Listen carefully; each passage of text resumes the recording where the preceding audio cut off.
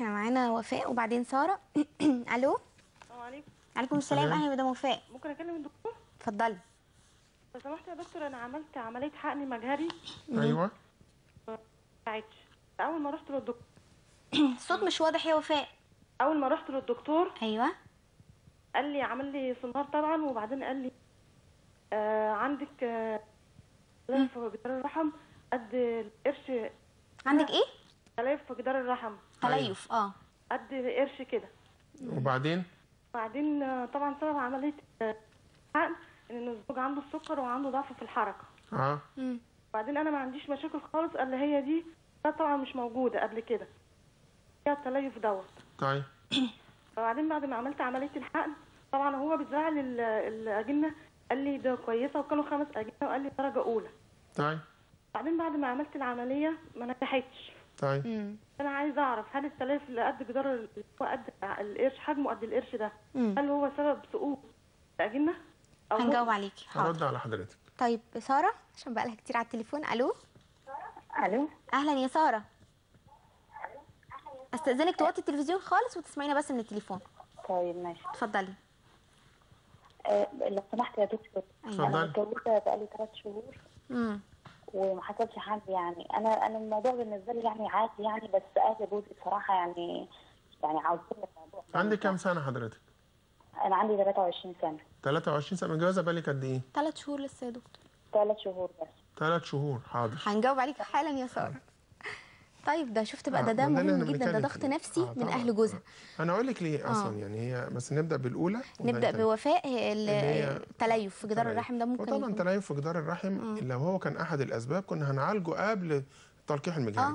يعني ما فيش دكتور عايز يعتمد على انه في حجه لما ما حصلش الحمل يقول اصل كان في كذا. كان عالج الكذا الاول. صح. التلقيح المجهري لما تم زي ما بنقول هيحصل اجهاض، بيحصل اجهاض. نسبه تكاد تكون متقاربه لنسبه الاجهاض في الحمل العادي. الحمل الطبيعي. فده ان شاء الله تحاول تاني وربنا يسهل ويحصل نجاح للمره اللي جايه. لكن هل الورم الليفي ده يكون سبب لاجهاض؟ لا طبعا بالتاكيد لا. احنا عايزين هنتكلم عن اسباب الاجهاض بعد الحقن المجهري، دي مهمه جدا. طب ساره عندها بقى مشكله، هي بقى لها 3 شهور يا حرام، بس مش كتير. ده دي اللي احنا بنتكلم فيه. على حسب المجتمع اللي احنا عايشينه. هو بيرى الموضوع ازاي بتاع الخلفه.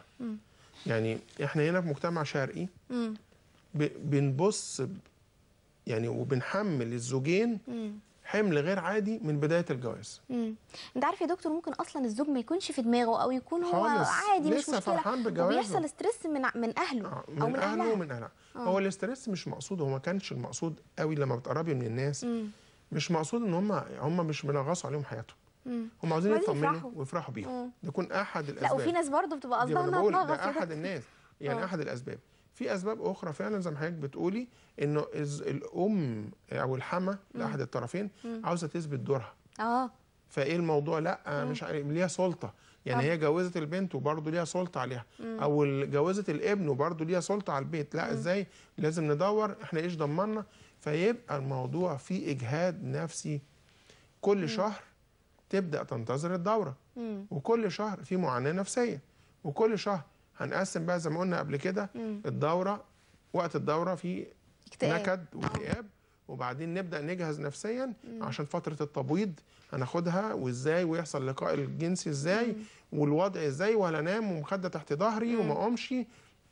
بص حضرتك، ده السيكونس بتاع الاحداث او تتابع الاحداث. لكل الناس.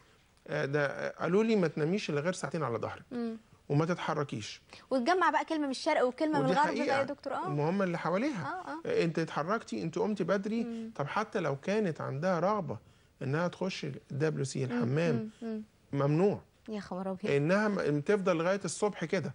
انها طب قالوا لها ان ده ممكن يحصل التهابات، تقول القولان كتير. عشان كده احنا عاوزين نبسط حتى في النقطه دي. ايوه صحيح. وبنقول حتى بعد اللقاء الحميم بين الزوجين هو المتوسط ايه؟ تلت ساعه لنص ساعه. ليه سبب معين. ان كتله السائل المنوي بتنزل تدوب في درجه حراره الجسم. هي بتنزل لزجه عشان ماسكه الحيوانات المنويه. حوالي 80 ل 90% من السائل المنوي بعد الجماع بيخرج بره المهبل بعد ان الزوج بيقضي شهوته وبيخرج. احنا بنتكلم علم عشان الناس تبقى فاهمه. صحيح. كتير جدا بيبصوا للموضوع يقول لك ايه، كل السائل منه خرج بره، ما تحمل ازاي؟ هو اللي تبقى ينفع، عشان كده بينزل للزوج ملايين، لان 80-90% بيخرج بره. اللي ما تبقى هو يقدر اللي يعمل رحله الحمل. فمش محتاجه تنام ترفع مخده تبقى تحت ظهرها، مش محتاجه انها تقعد كل المده دي، مش محتاجه المجهود النفسي ده كله ولا المعاناه دي كلها. بالعكس كمان ده المجهود النفسي ده بيأثر على ايه؟ على المبيضين طبعا وعلى الانبوبتين. تمام. خلاص كده دكتور سيد، احنا معانا نور وبعدين اسامه. الو. السلام عليكم. عليكم السلام. ممكن اكلم الدكتور؟ اتفضل يا دكتور. اتفضل. السلام عليكم. عليكم السلام. اللي عندي المدام بتاعتي كانت بتاخد تنشيط. ايوه. بقالها شهرين. جت الدوره ما جاتلهاش الشهر ده خالص. ايوه. هي جات لها الدوره 30/4 حضرتك. طيب. عملنا اختبار حمل من 3 ايام قالوا مش حامل. طيب. ايه السبب حضرتك؟ يعني تروح تعمل اختبار حمل تاني؟ انتوا متجوزين بقالكم قد ايه؟ احنا بقالنا 20 سنه 25 سنه، معانا اولاد يعني. يعني ومخلفين يعني اخر مره؟ معايا 4 دلوقتي. اخر مره حمل من امتى؟ او ولاده يعني؟ من 12 سنه حضرتك. 12 سنه؟ ايوه. هي عندها كام سنه دلوقتي؟ هي 47 سنه. 47. طيب هل الدوره كانت منتظمه في الاخر 6 شهور؟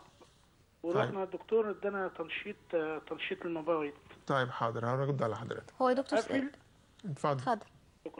شكرا يا استاذ اسامه. خدنا لاسباب مهمه جدا ان احنا عايزين بقى نتكلم عنها. هل التنشيط اللي هي المنشطات اللي هي خدتها دي ممكن تؤدي الى اجهاض؟ وهل عامل السن برضه ممكن يؤدي الى اجهاض ما بعد الحقن المجهري؟ هو ارد على اسامه. هو 47 سنه. يعني زي ما بنقول هل فعلا الدوره ابتدت تقطع؟ ولا ان تاثير الادويه اللي ممكن بعض الادويه ممكن تعمل ايه؟ بتعمل خلل في مستوى الهرمون، فتعلق الدوره باللغه الدارجه، تعلق الدوره ممكن لمده شهر او اقل تبدا تنزل تاني. لو اتاخرت اكتر من كده مش نقول من نفسنا يلا ننزل الدوره، لازم الاول نشوف اسباب ان الدوره ما نزلتش ليه. كتير جدا راحه الصيدليه وهم عارفين اسماء حقن معينه راحوا واخدينها عشان تنزل الدوره.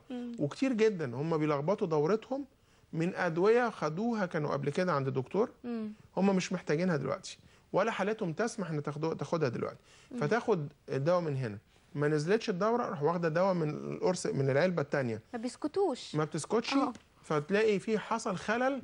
وفي الغالب حتى لما بتروح للدكتور ما بتذكرلوش الكلام ده الا لو الدكتور مركز. ما بتبقاش صريحه فعلا مع الدكتور. لا مش صريحه. هي من وجهه نظرها ان ده مش حاجه عادي وممكن تنساها كمان. خدت ادويه لا، لكن لما تركزي معاها تقول لك الحاجات دي كلها.